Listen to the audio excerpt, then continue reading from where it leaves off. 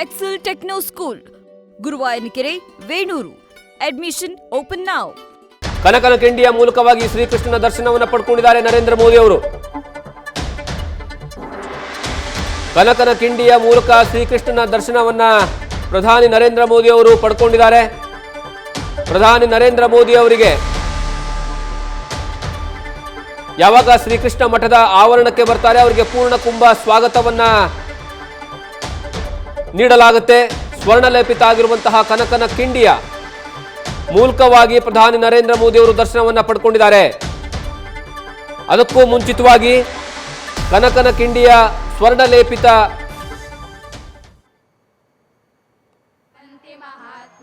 ಸ್ವರ್ಣ ಖಚಿತ ಆಗಿರುವಂತಹ ಕಿಂಡಿಯನ್ನ ಉದ್ಘಾಟನೆಯನ್ನ ಮಾಡ್ತಾರೆ.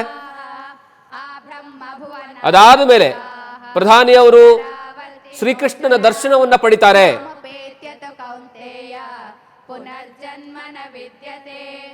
ಶ್ರೀಕೃಷ್ಣನ ದರ್ಶನವನ್ನ ಪಡೆಯುವಂತಹ ಸಂದರ್ಭದಲ್ಲಿ ಅದಕ್ಕಿಂತ ಮುಂಚಿತವಾಗಿ ಯಾವಾಗ ಪ್ರಧಾನಿಯವರು ಆ ಒಂದು ಮಠದ ಆವರಣಕ್ಕೆ ತೆರಳುತ್ತಾರಲ್ಲ, ತೆರಳಿರುವಂತಹ ಸಂದರ್ಭದಲ್ಲಿ ಅವರಿಗೆ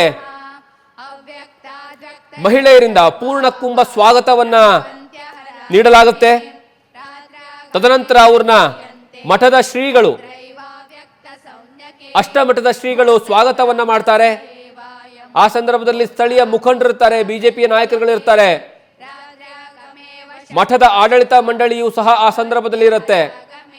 ವಿಶೇಷವಾಗಿ ಆಯ್ದ ವ್ಯಕ್ತಿಗಳ ಮೂಲಕವಾಗಿ ಅಲ್ಲಿ ಹೋಗೋದಕ್ಕೆ ಅವಕಾಶವನ್ನು ಕೊಟ್ಟಿರ್ತಾರೆ. ಅದಾದ ಮೇಲೆ ಪ್ರಧಾನಿಯವರನ್ನ ಸ್ವಾಗತ ಮಾಡಲಾಗುತ್ತೆ. ತದನಂತರ ಒಳಗಡೆ ಹೋದಂತಹ ಸಂದರ್ಭದಲ್ಲಿ, ದೇವಸ್ಥಾನದ ಆವರಣದ ಒಳಗಡೆ ಹೋದಂತಹ ಸಂದರ್ಭದಲ್ಲಿ ಶ್ರೀಕೃಷ್ಣ ಮಠದ ಮುಖ್ಯ ದ್ವಾರದ ಮೂಲಕವಾಗಿ ಪ್ರವೇಶವನ್ನು ಪಡ್ಕೊಳ್ತಾರೆ.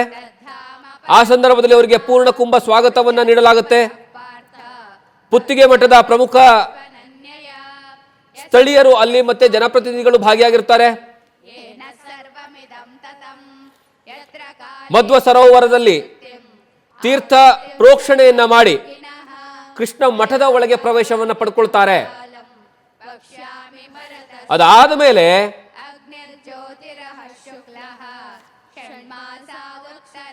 ಕನಕ ನವಗ್ರಹ ಕಿಂಡಿಯ ಮೂಲಕವಾಗಿ ದೇವರ ದರ್ಶನವನ್ನ ಪಡೆಯುವಂತಹ ಕೆಲಸವನ್ನ ಮಾಡ್ತಾರೆ.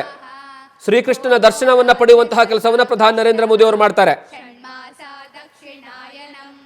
ಸ್ವರ್ಣಲೇಪಿತ ತೀರ್ಥ ಮಂಟಪದ ಉದ್ಘಾಟನೆಯೂ ಸಹ ಪ್ರಧಾನಿ ನರೇಂದ್ರ ಮೋದಿ ಅವರು ಮಾಡಲಿದ್ದಾರೆ. ಈಗಾಗಲೇ ಚಿನ್ನದ ಕವಚ ಅಳವಡಿಸಿರುವಂತಹ ಕನಕನ ಕಿಂಡಿ ಲೋಕಾರ್ಪಣೆಯನ್ನ ಮಾಡಿ ದರ್ಶನವನ್ನ ಪಡೆದಿದ್ದಾರೆ.